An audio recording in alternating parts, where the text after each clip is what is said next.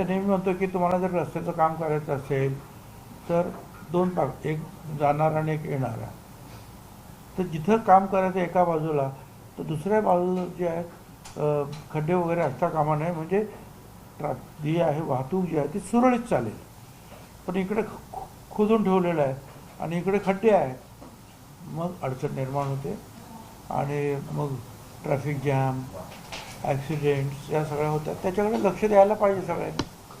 भुजबळ साहेब, कुंभमेळ्याचं काम आणि दुसरीकडे खड्डे हे होणारे अपघात पाहता कुठेतरी पालकमंत्री नाहीये. तुम्ही 5-6 मंत्री खरं तर नाशिकमधून येतो, मालेगावमध्ये दादा भुसे, तुम्ही आहात, असे मंत्री पण बरेच आहेत, तरी पण नाशिककडे दुर्लक्ष होतं असं म्हणायचं का? मला नाही त्याचं काय उत्तर देता येणार. का मी जे बोललो ते तेवढं आहे की नाशिकमध्ये जे आहे सर्व संबंधित अधिकारी आहेत, आणखीन जे कोणी असतील कारभारी, त्यांनी जास्त लक्ष देण्याची गरज मला वाटते. नाही, पण कुंभमेळ्याच्या कामाच्या बाबतीत तुमच्याशी किंवा इतर जिल्हा नेत्यांशी समन्वय होत नाही म्हणून या स्वरूपाची नाराजी आहे का? माझी काही नाराजी नाही आहे. माझी नाराजी एवढीच आहे की ते खड्डे जे झालेले आहेत त्यातून जे काही 4-5 मृत्यू झालेले आहेत, त्यातून नगरसेवक, आमदार, महापौर सगळे त्रस्त आहेत.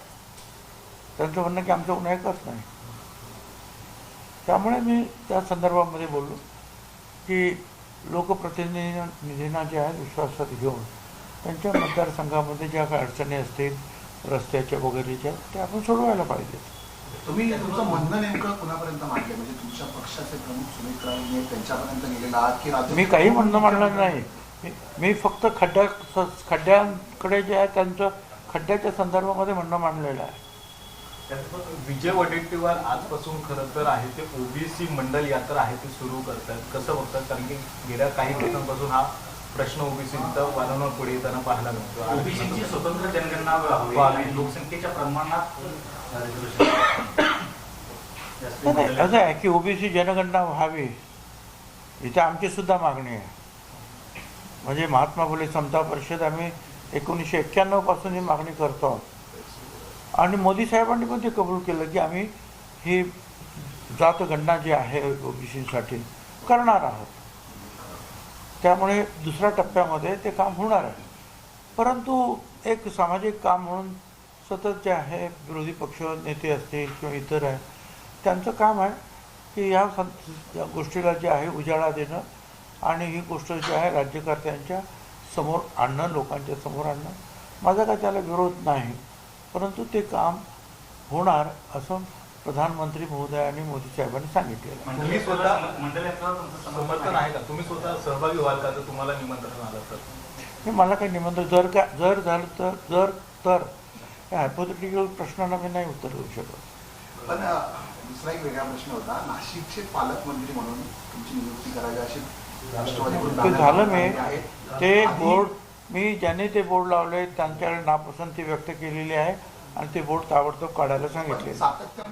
भुजबळ साहेब सिनियर आहेत, ज्येष्ठ आहेत, निश्चित त्यांच्या भावना मी समजू शकतो त्यांच्या लोकांच्या. आणि मग या संदर्भामध्ये मला वाटतं सर्व अधिकार मान्य मुख्यमंत्री महोदयांना आहे, ते या बाबतीमध्ये निर्णय घेतील. नाही, माझे आणि भुजबळ साहेबांचे अतिशय चांगले संबंध आहे. जळगावातल्या तरसोद पाळधी बायपासच्या पुलाचा भराव कोसळला होता. याच कोसळलेल्या भरावाची पाहणी मंत्री गिरीश महाजन, गुलाबराव पाटील यांनी केली. दोन्ही सत्ताधारी मंत्र्यांनी रस्त्याचं काम करणाऱ्या ठेकेदाराला खडे बोल सुनावले आणि संताप व्यक्त केल्याचं बोललं जातं. हा पूल कोसळून मोठी दुर्घटना घडली असती अशी भीती सुद्धा त्यांनी व्यक्त केली. या संदर्भात केंद्रीय मंत्री नितीन गडकरी यांच्याकडे तक्रार करणार आहोत आणि ठेकेदारावर गुन्हा दाखल करून कारवाई करण्याची मागणी करणार आहोत असं मंत्र्यांनी यावेळी सांगितलं.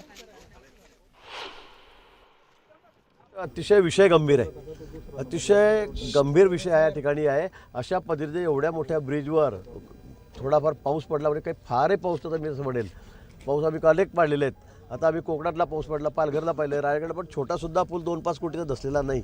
पण ज्या पद्धतीने या ठिकाणी ही सगळी माती धसलेली आहे, हा अतिशय गंभीर आहे. माननीय गडकरी साहेबांच्या कानावर मी सर्व टाकलेलं आहे. त्यांनी सांगितलं की जर कडक ॲक्शन आपण त्या ठिकाणी घेऊ, पण मोठी दुर्घटना टळली असे म्हणायला हरकत नाही. अन्यथा या ठिकाणी वाहनं चालले असताना जर असं झालं असतं तर मला वाटतं मोठी दुर्घटना त्या ठिकाणी झाली असती. या कॉन्ट्रॅक्टरने हे काम सबलेट केलं आणि सबलेट केल्यानंतर आज बघताय की परिस्थिती काय आहे.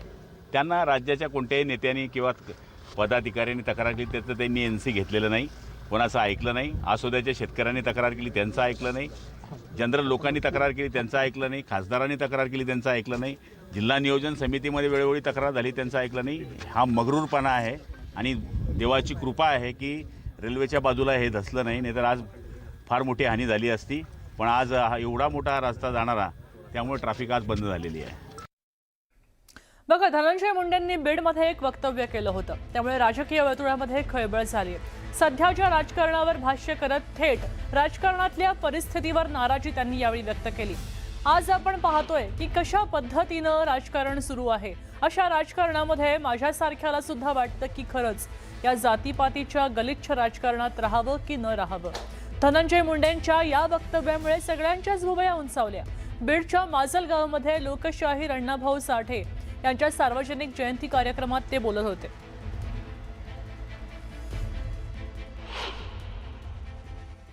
आज आपण पाहतोय की कशा पद्धतीचं राजकारण चालू आहे.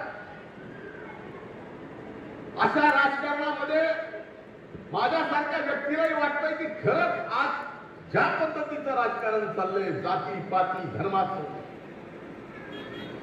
अशा जाती पाती धर्माच्या इतक्या गलिच्छ पातळीला पोहोचलेल्या राजकारणात आपण राहावं का नाही.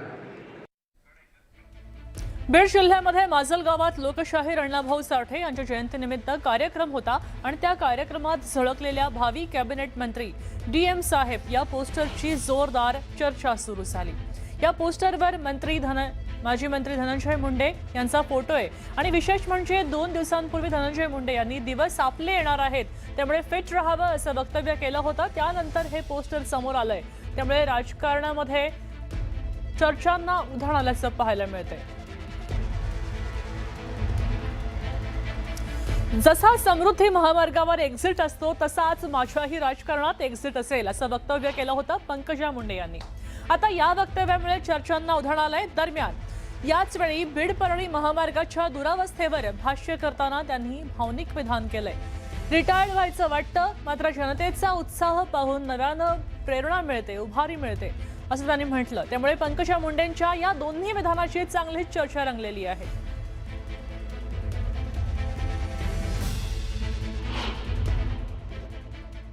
जेव्हा मी राजकारणात पहिलं पाऊल ठेवलं होतं तेव्हा मी हे सांगितलं होतं की मला जर राजकारण माझ्यासारखं नाही वाटलं, माझ्या विचारांशी समरस नाही वाटलं, तर जसा समृद्धी हायवेवर एक्झिट असतो तसा माझ्याही राजकारणात वेळोवेळी एक्झिट असेल. आणि जो एक्झिटसाठी तयार असतो त्याचं राजकारण तो अशा ठिकाणी अशा पद्धतीने करतो की यांच्या कवितेला सगळ्यात पहिले टाळे वाजून मी दाद देईल. मंत्री पंकजा मुंडे यांनी राजकीय क्षेत्रातनं एक्झिट संदर्भात एक सूचक वक्तव्य केलं आणि त्यानंतर चर्चांना उधाण आलं. यावरनं आता विजय वडेट्टीवार यांनी पंकजा मुंडेंना काँग्रेसमध्ये याची खुली ऑफर दिलेली आहे. पंकजा मुंडे यांनी भाजपमधनं बाहेर पडावं आणि ओबीसींचं नेतृत्व करावं असं खुलं आव्हान त्यांनी केलंय.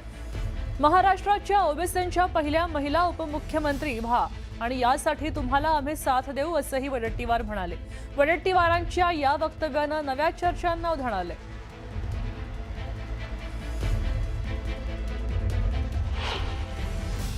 नाही, आता त्या बिचाऱ्यांना जे या राज्यातील देशातील केवळ ओबीसीचं मत, पण ओबीसी नेतृत्वाला बाजूला सारण्याचं काम मुंडे साहेबांच्या पासून अन्याय सुरू झाला आहे. ते आज गेलेत बिचारे.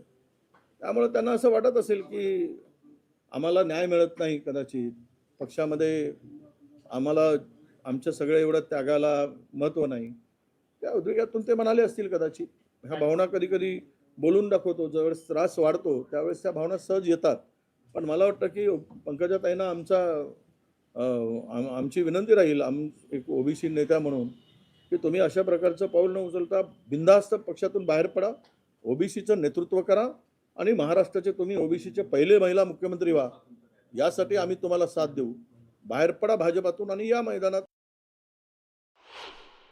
पंकजा मुंडे जर का भाजपमधून बाहेर पडल्या काँग्रेस त्यांना पक्षात घ्यायला तयार आहे? 100% घेऊ. हायकमांडला विचारून घेऊ. तो अर्थात माझा अधिकार नाही. तुम्ही म्हणाल की वडेट्टीवार सर्वोच्च नाही आहे, छोटा कार्यकर्ता आहे. पण आमची विनंती राहील की हायकमांडला सुद्धा या नेतृत्वाला सोबत घेतलं पाहिजे.